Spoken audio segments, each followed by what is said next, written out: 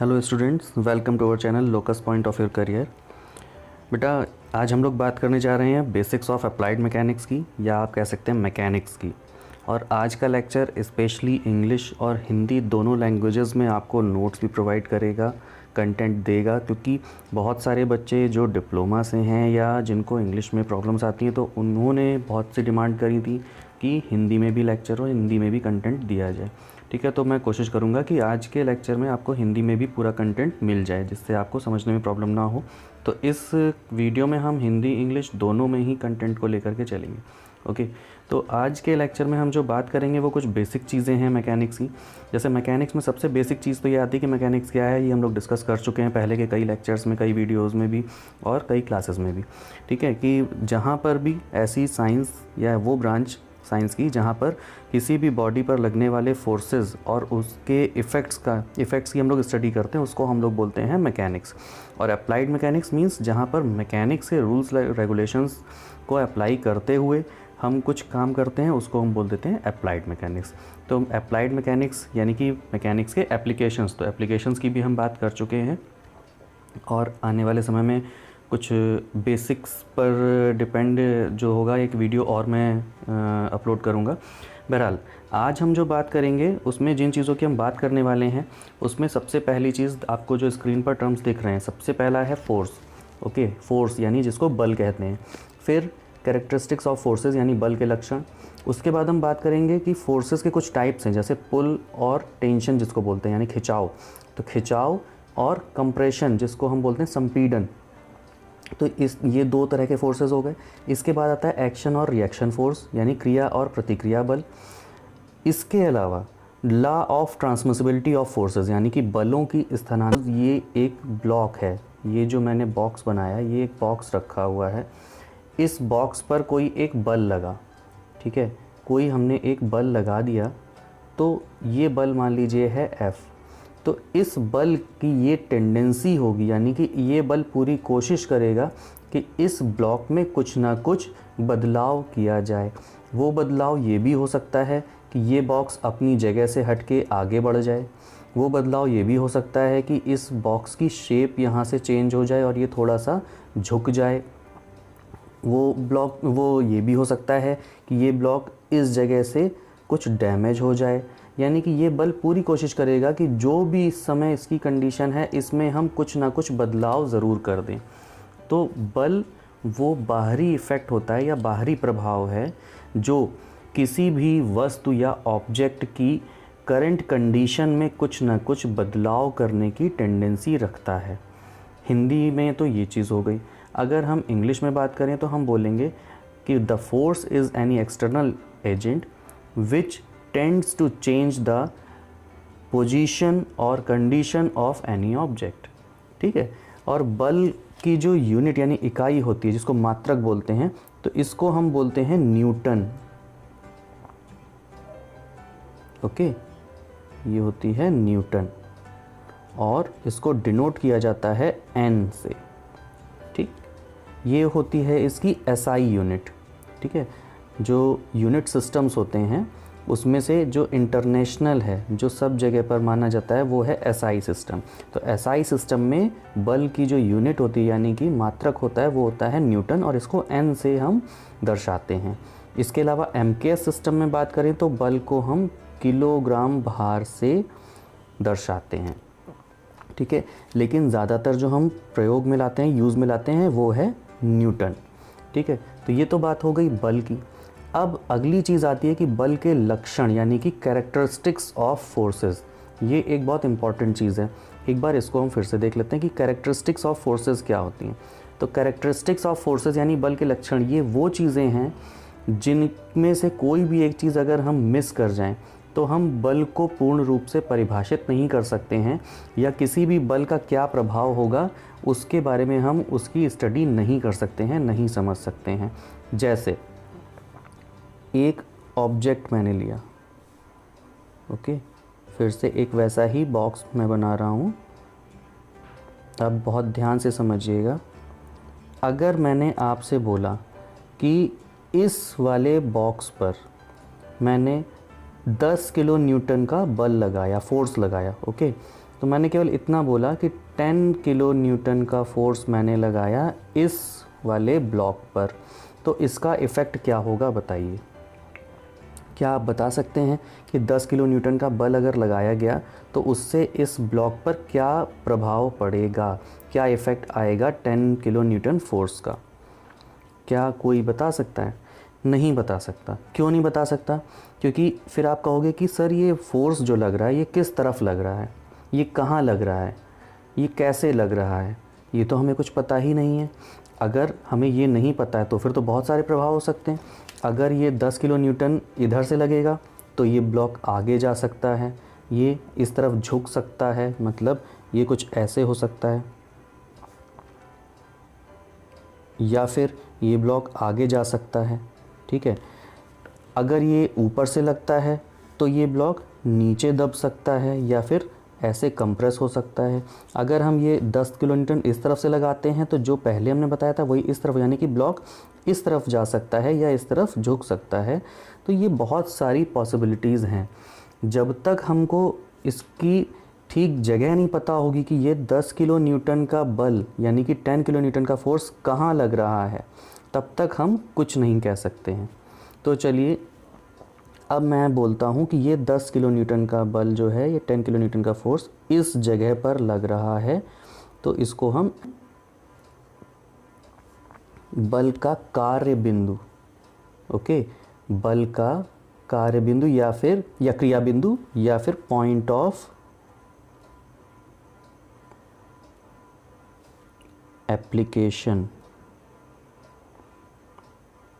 या कहीं कहीं पर लिखा होता है पॉइंट ऑफ एक्शन।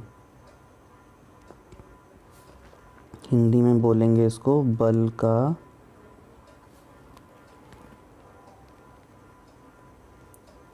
क्रिया बिंदु।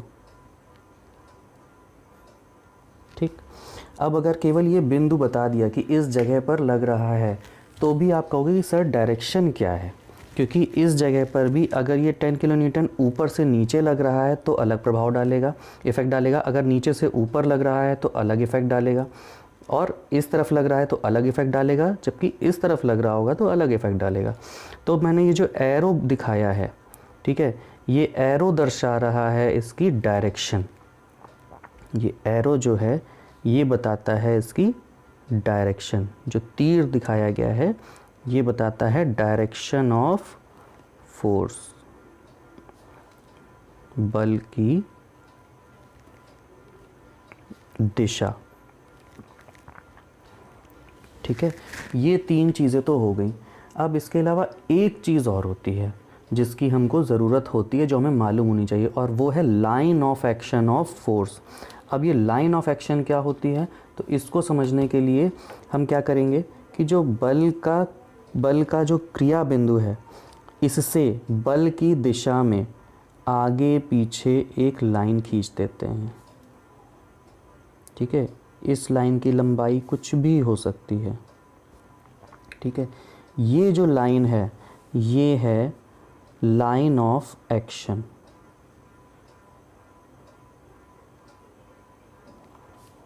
ऑफ फोर्स या बल की क्रिया रेखा।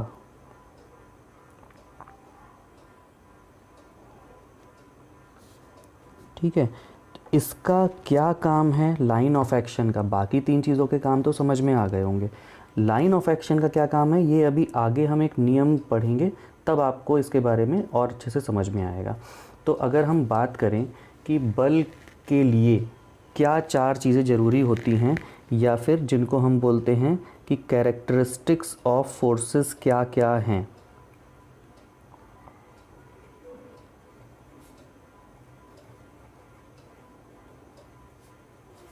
या जिसको हिंदी में बोला जाएगा कि बल के लक्षण क्या क्या होते हैं।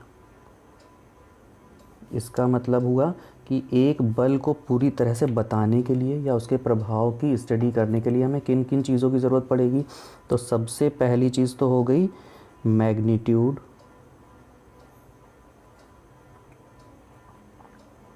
यानी कि परिमाण। परिमाण क्या होता है? तो परिमाण होता है बल की जो संख्यात्मक मान होता है, यानी कि न्यूमेरिक वैल्यू जो होती है। जैसे मैंने बोला 10 किलो न्यूटन, तो ये 10 किलो न्यूटन जो था ये मैग्नीट्यूड था, परिमाण था। दूसरी चीज़ है डायरेक्शन, जिसको बोला जाएगा बल की दिशा।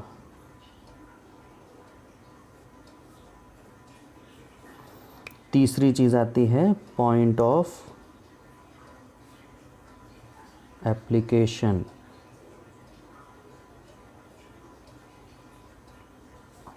यानी कि बल का क्रिया बिंदु।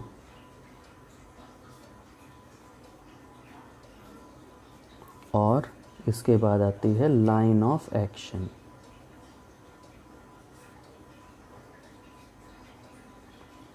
मीन्स बल की क्रिया रेखा।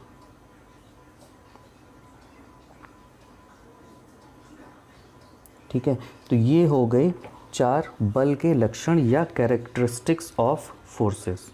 ठीक है, कैरेक्टरिस्टिक्स ऑफ फोर्सेस अगर आपसे कोई पूछे तो वो ये 4 चीज़ें हैं।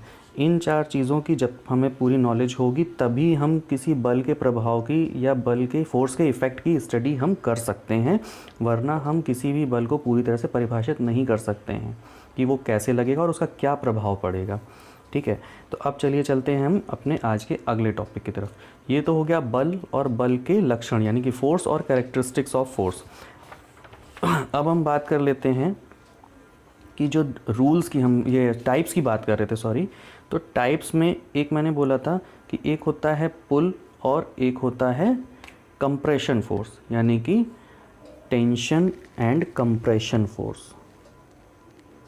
तो सबसे पहले आ जाएगा टेंशन, कहीं कहीं पर इसको पुल भी बोलते हैं, और कंप्रेशन फोर्स।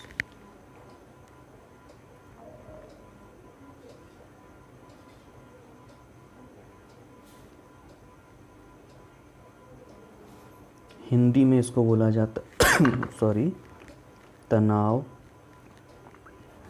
या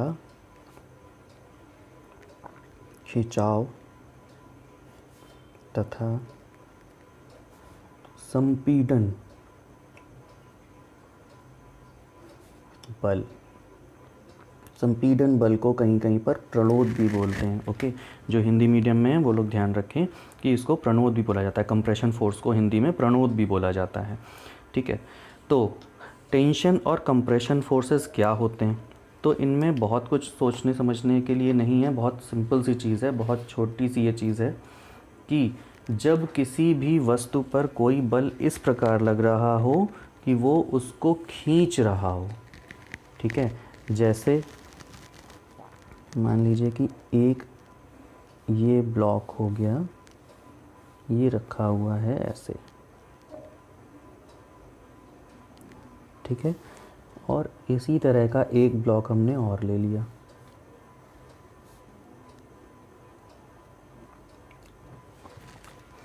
ये 2 बल लगे हुए हैं। ठीक है, अब इस पर हमको देखना है कि क्या होता है संपीड़न और क्या होता है खिंचाव या तनाव।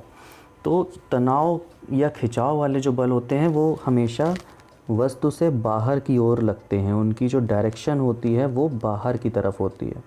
तो अगर हम बात करें कि इस पर कोई F बल इस तरह से लग रहा है जो इसको बाहर की तरफ ऐसे खींच रहा है, ओके, बाहर की तरफ खींच रहा है, जिससे हमको ये दिखे देखकर कि इस बल का प्रभाव ये हो सकता है कि इस ऑब्जेक्ट की यानी इस वस्तु की लंबाई बढ़ सकती है। ठीक है, तो यहाँ पर जो ये बल लग रहा है ये बल हो गया हमारे लिए तनाव या खिंचाव वाला बल, जिसको फोर्स ऑफ टेंशन हम बोल सकते हैं। ठीक है, जो दोनों बल एक दूसरे से दूर हटने का प्रयास कर रहे हों उनको बोलते हैं टेंशन वाले फोर्स यानी पुल वाले फोर्स, क्योंकि वो एक दूसरे से ऐसे दूर भाग रहे हैं। ठीक है, देखिए ये फोर्स दूर जा रहा है, ये फोर्स इस तरफ जा रहा है। ठीक है, तो ये होते हैं टेंशन या जिसको बोल सकते हैं पुल फोर्स। ठीक है, पुल और पुश हम समझते हैं, पुल मतलब खींचना किसी को, और टेंशन यानी तनाव। तनाव भी तभी आता है जब हम किसी चीज़ को खींचते हैं। ठीक है, तो तनाव या फिर टेंशन। ये हमेशा जो तनाव होता है यानी कि टेंशन और पुल, ये हमेशा इसकी दिशा वस्तु से बाहर की तरफ होती है, ये हमको याद रखना है। अब ये कब कब हम मानेंगे कि यहाँ पर तनाव है, तो उसके लिए जहाँ पर आपको बोला जाए कि कोई रोप या रस्सी है,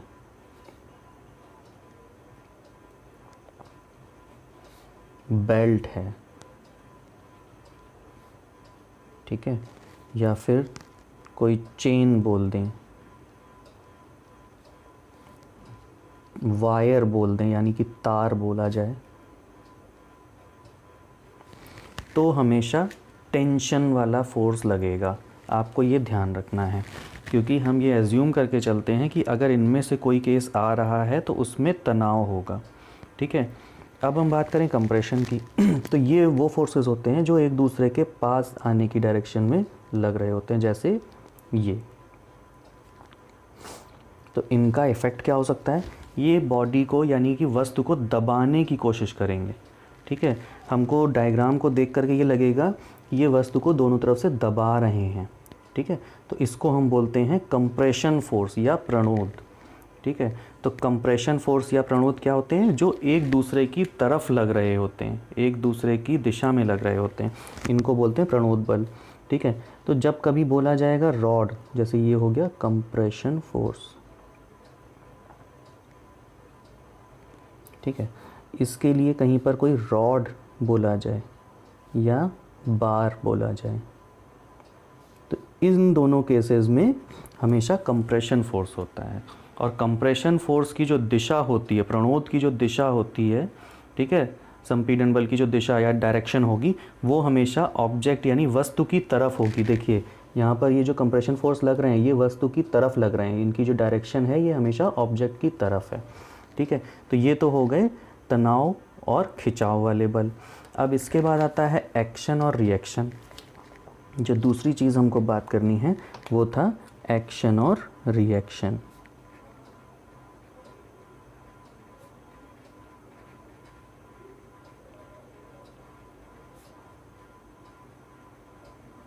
जिसको बोला जाता है क्रिया और प्रतिक्रिया बल।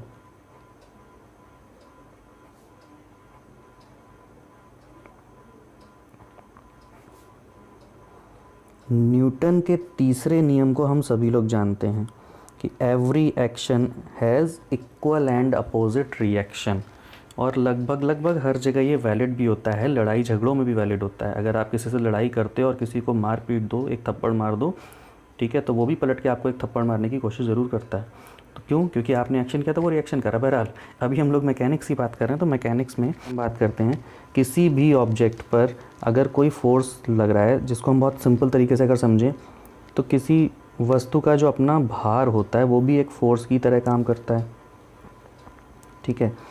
तो जब भी कोई इसका भार लग रहा होगा, मान लीजिए इसका भार है W, ठीक है, और ये इस ज़मीन पर, ये जो है ये ज़मीन है, इस पर भार हमेशा नीचे की ओर लग रहा होगा ऐसे, ओके। तो ये जो भार लग रहा है नीचे की तरफ, ये हो गया एक्शन, यानी कि ये वाला जो ब्लॉक है ये ज़मीन पर एक फ़ोर्स लगा रहा है जिसको हम बोल रहे हैं एक्शन फोर्स, और उसकी वैल्यू क्या है W। तो उससे होगा क्या कि ये जो ज़मीन है ये भी इसके इक्वल एंड अपोजिट एक फ़ोर्स लगाएगी ऊपर की तरफ, ठीक है, और ये जो ऊपर की तरफ लगाएगी इसको हम बोल देते हैं रिएक्शन फोर्स, ठीक है। तो ये जो रिएक्शन फोर्स होगा इसको आमतौर पर ऐसे दर्शाया जाता है कि अगर ये ब्लॉक रखा है जिसका W वेट है, ठीक है, तो ये W नीचे की तरफ लगेगा और जो रिएक्शन होगी ये ऊपर की तरफ लगेगी, यानी कि ये हो जाएगा R और ये हो जाएगा W, क्योंकि दिशा दोनों की जो है उस दिशा में हम बढ़ा देते हैं, ठीक है। तो ये जो R और W है, अगर हम संतुलन की अवस्था की बात करें तो संतुलन में तभी होंगे जब R का मान W के बराबर होगा, और अगर ऐसा नहीं होता है, W ज़्यादा है R कम है, उस कंडीशन में क्या होता है चलिए वो भी बता देता हूँ। किसी कुर्सी पर एक बहुत मोटे व्यक्ति को बैठा दिया जाए, अगर वो कुर्सी अगर कमज़ोर है तो क्या होता है, जब वो व्यक्ति बैठता है तो उसका जो भार है वो जैसे ही कुर्सी पर उसने लगाया, यानी कि बल लगाया, कुर्सी कमज़ोर थी, कुर्सी ने अपना प्रतिक्रिया बल लगाया, लेकिन उस कंडीशन में क्या हुआ, उस कंडीशन में R की वैल्यू W से बहुत कम हो जाती है, तो कुर्सी टूट जाती है। ठीक है।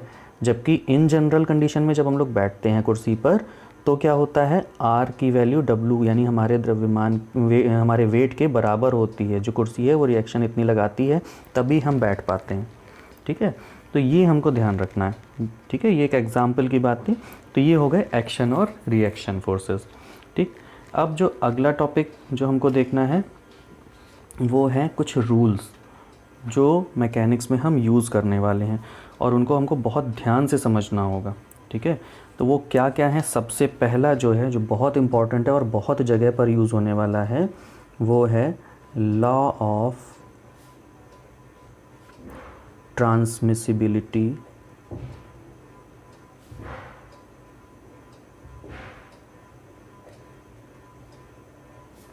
ऑफ फोर्सेस, बलों की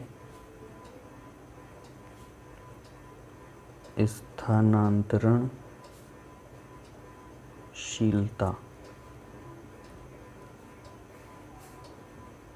का नियम या सिद्धांत। क्या होता है ये, तो ये देखिए, इसको समझने की बात है, बहुत सिंपल सी चीज़ है ये, कि हम एक कोई वस्तु अगर ले लें, ये एक ब्लॉक है जो किसी जगह पर रखा हुआ है। ठीक है, अगर हम आपको बोलें कि इस पर कोई एक फोर्स लगा हुआ है जो इस तरफ से ऐसे इस पॉइंट पर लगा हुआ है। ठीक है, तो लॉ ऑफ ट्रांसमिसिबिलिटी यानी कि बलों की स्थानांतरणशीलता का जो सिद्धांत है, ये कहता है कि हम इस बल को हटा करके, यहाँ से हटा करके हम अगर यहाँ पर लगा दें तो भी कोई फ़र्क नहीं पड़ेगा, इसके प्रभाव में कोई फ़र्क नहीं आएगा, लेकिन इस बल के मैग्नीट्यूड और डायरेक्शन को और लाइन ऑफ एक्शन को हम चेंज नहीं करेंगे। ठीक है, मतलब बल का जो प्रभाव था उसमें कोई परिवर्तन नहीं होगा। हम इस बल को इस वस्तु के किसी भी ऐसे बिंदु पर यानी पॉइंट पर लगा दें जो इसी बल के मैग्नीट्यूड के बराबर हो, डायरेक्शन भी वही हो और उसकी लाइन ऑफ एक्शन पर हो। मतलब इसकी लाइन ऑफ एक्शन अगर ये ऐसे पास हो रही है, ठीक है, तो अगर हम इस बल को यहाँ पर ऐसे लगा दें या फिर यहाँ ऐसे लगा दें तो इसके प्रभाव में कोई फ़र्क नहीं पड़ेगा।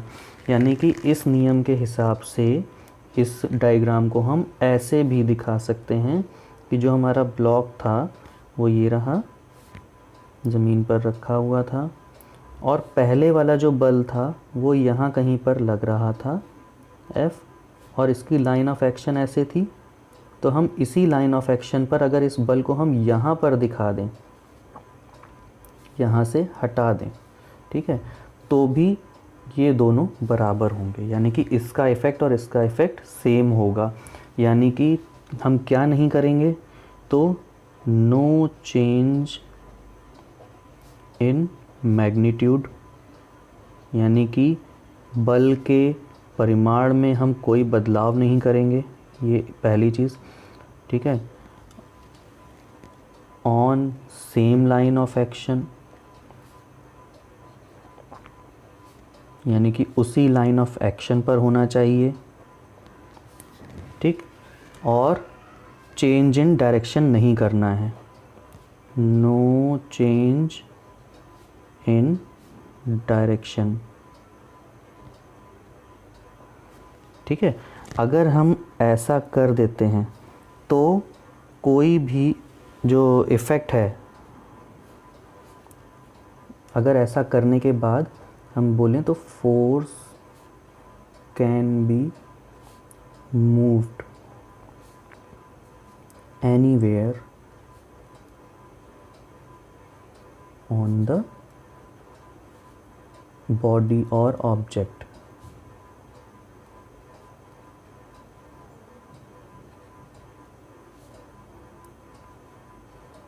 Without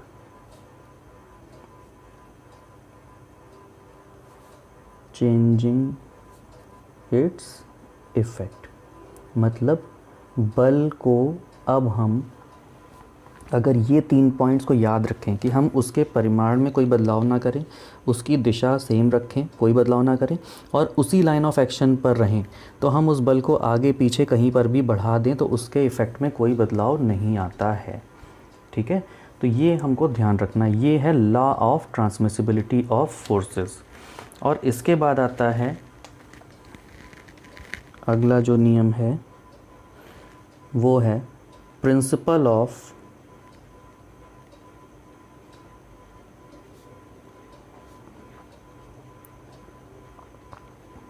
physical independence.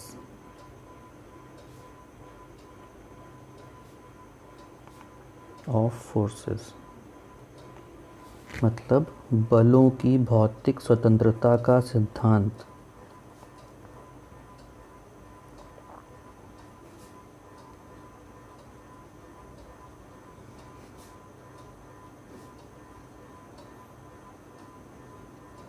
अब ये क्या है? तो ये कोई बहुत बड़ी चीज़ नहीं है। देखिए, इसको बहुत सिंपल तरीके से हम ऐसे समझ सकते हैं कि ये नियम कहता है कि अगर किसी भी वस्तु पर, सपोज़ ये कोई एक वस्तु है, इस पर बहुत सारे बल लग रहे हैं। मान लीजिए ये लग रहा है, इधर F1 लग रहा है, ये लग रहा है F2, ठीक है, फिर F3 इसमें तनाव के या खिंचाव के तरह से लग रहा है, ये लग रहा है F4। मान लीजिए ऐसे बहुत सारे फोर्सेस लग रहे हैं, हमने मान लिया। तो F1 स्वतंत्र रूप से लगता है, यानी कि F1 कभी इस चीज़ को देख करके नहीं अपना इफ़ेक्ट डालता है कि F4 कैसे लग रहा है, F2 कैसे लग रहा है, F3 कैसे लग रहा है। ठीक है, जितने भी फोर्सेस लग रहे हैं वो अपना इफ़ेक्ट बिल्कुल फ्रीडम के साथ बॉडी पर डालते हैं। ठीक है, अपना प्रभाव स्वतंत्र रूप से इस प्रकार ये डालते हैं जैसे कि उस बॉडी पर कोई दूसरा फोर्स लग ही नहीं रहा है। मतलब F1 को ये पता ही नहीं होता है कि F2, F3, F4 लगे हैं। F4 को पता ही नहीं होगा कि F1, F2, F3 लगे हैं। F3 को भी इससे कोई मतलब नहीं है कि F1 कितना है, कहाँ लग रहा है, F2 कितना है, कहाँ लग रहा है, F4 कितना है, कहाँ लग रहा है। ये सारे के सारे बल अपना प्रभाव स्वतंत्र रूप से डालते हैं। ये है बलों की भौतिक स्वतंत्रता का सिद्धांत। ठीक है, तो इतना हमने आज के लेक्चर में देखा। इसके बाद हम अगले लेक्चर में कुछ और नियमों की बात करेंगे, जैसे समांतर चतुर्भुज का नियम, means parallelogram law of forces की हम बात करेंगे, ट्रायंगल लॉ ऑफ फोर्सेस की बात करेंगे। ठीक है, और फोर्स सिस्टम यानी कि बल निकाय की बात करेंगे अगले लेक्चर में। ओके, तो आपने हो सकता है अभी तक स्क्रीनशॉट ना लिए हों। अगर नहीं लिए हों तो इस वीडियो को एक बार रिपीट करके चला के देखिएगा और स्क्रीनशॉट ले लीजिएगा और इस चैनल को सब्सक्राइब कर लीजिएगा ताकि आगे के भी वीडियोस और लेक्चर्स आपको मिलते रहें, क्योंकि अब मैकेनिक्स के सारे लेक्चर्स बेसिक्स से लेके आगे तक के मिलेंगे, और चाहे वो इंजीनियरिंग के यानी कि बीटेक के बच्चे हों या फिर डिप्लोमा के बच्चे हों, ठीक है, पॉलिटेक्निक के, दोनों के लिए ही रहेगा। ऐसे ही मिक्स लैंग्वेज रहेगी, हिंदी इंग्लिश, ताकि दोनों में से किसी को प्रॉब्लम ना हो और हम लोग बहुत सारे न्यूमेरिकल्स भी सॉल्व करेंगे। ओके, तो वीडियो को एक बार लाइक कर देना। अगर कोई डाउट है तो आप कमेंट्स में पूछ सकते हो, नहीं तो इस वीडियो को प्लीज़ लाइक कर देना और चैनल को सब्सक्राइब कर लेना। Thank you.